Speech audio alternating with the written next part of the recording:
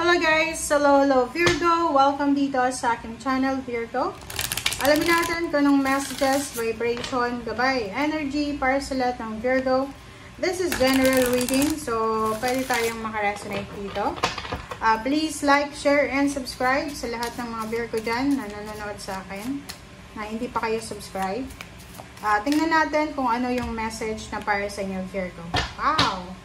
Voyage of the Heart and Embracing Enthusiasm. Wow! Okay, sa mga babae, lalaking Virgo, single ba kayo? Kasi dito sinasabi na love flows through you and to you. So, possible na may mga Virgo na unexpected or expected na may magkakagusto sa'yo, may magugustuhan ka, may madedevelop sa'yo, or may madedevelop ka. So, sinasabi ng barahan na kahit saan ka man pumunta, posibleng makatagpo ka ng relationship, intimate, friendship, collaboration, attachment, or any love life or any love offer. Dito sinasabi ng barahan sa'yo na isang sitwasyon sa buhay mo ang posibleng mangyayari, Virgo, na sobra-sobra kang magpapasalamat sa Panginoon sa sobrang kaligayahan. Okay. Tingnan natin, Virgo, kung ano ang advice sa'yo ng iyong mga angels.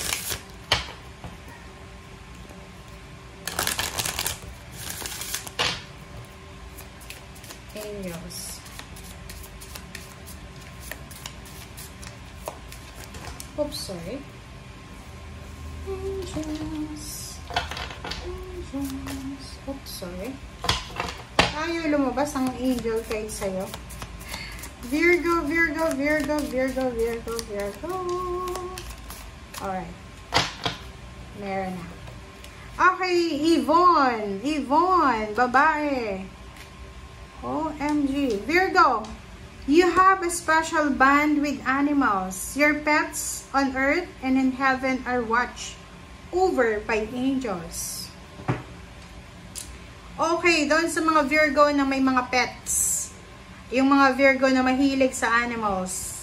Sinasabi ng baraha dito na ikaw ay kumbaga may special kang connection sa mga animals. Maybe veterinarian ka or talagang mahilig ka lang sa pets, or maybe kahit hindi pets, yung mga may mga poultry and may mga piggery, parang ganon, na talagang mag-i-improve yung financial mo because of animals.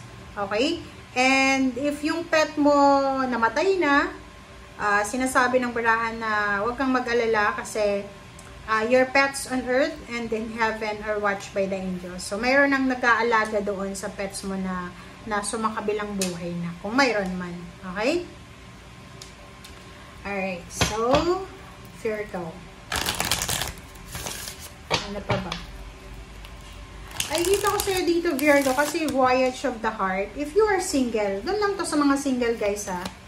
Kung ikaw ay naghahanap ng karelasyon sa ibang bansa, like mga, ano to, online, possible na makatagpo ka talaga.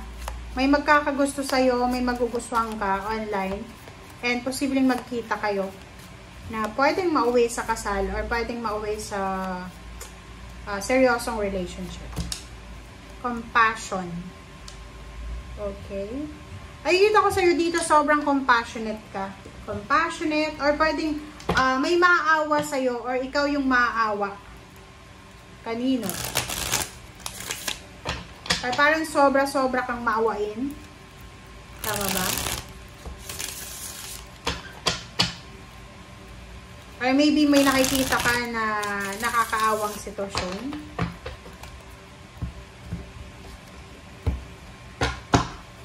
Okay, first card natin is 8 of Wands. Reverse na naman to. Okay, 6 of Cups. OMG. Okay, guys. And Page of Cups. Virgo, Virgo, Virgo. Comment down below if you resonated. This is for single Virgo. Hindi ko alam kung bakit ba love life yung pinapakita dito. Dito kasi, meron kang balita, or maybe there's a communication, there's a text, there's a chat, there's an email, there's a call coming from your ex. Diba? Galing sa ex mo eh. Ex-boyfriend, ex-friend, yung mga ex-close mo na tao, na hindi mo naman friends, parang ganon, katrabaho mo dati, kakilala, na posibleng mag-offer sila sa'yo ng friendship ulit. Like, eto tingnan mo, Page of Cups and Cups yan. So, parang sinasabi ng barahan na, possible na ikaw to. Posibleng may nakaaway ka, Virgo. May kaaway ka, ka-misunderstanding ka, meron kang miscommunication, diba? Ka-competition dati, or siguro talagang kaaway. Meron kang kaaway, it's either water sign, Pisces, Scorpio, and Cancer, or maybe same sign sa'yo, Earth signs, Virgo, Capricorn, or Taurus. Or maybe, ang taong to ay tinulungan ka financially. And, posibleng, nag-send ka sa kanya ng message. Maybe you're sending message or you sent na. Nakapag-send ka na ng message. Nag-offer ka or nag-ask ka ng forgiveness, apology. Pero, nasa 6 of Cups na reverse, parang sinasabi ng baraha dito na hindi siya willing. Hindi siya willing basahin yung message mo. Hindi siya willing na tanggapin yung message mo. And, sinasabi ng baraha sa'yo na busy siya. Busy siya sa pagnenegosyo, pagpapayaman, busy siya sa kung ano man na trabaho ginagawa niya. OMG. Pwede din to sa mga mag-ex. Pwedeng ikaw ay kinukumusta mo yung ex mo and then wala kang natatanggap na reply because busy siya. Okay? Busy siya or baka ikaw naka-move on na pero siya hindi pa siya naka-move on. Alright, bakit ganon? Bakit puro relationship to? O, diba? Tingnan nyo. O. Meron ditong Virgo na posibleng ikaw ay matagal nang naghihintay. Maybe 3 years or 3 months. Pwede naghihintay ka ng like, lalaki kang Virgo, nag-propose ka ng wedding sa girlfriend mo. Tapos until now, naghihintay ka pa rin, hindi niya pa rin tinatanggap yung wedding proposal mo.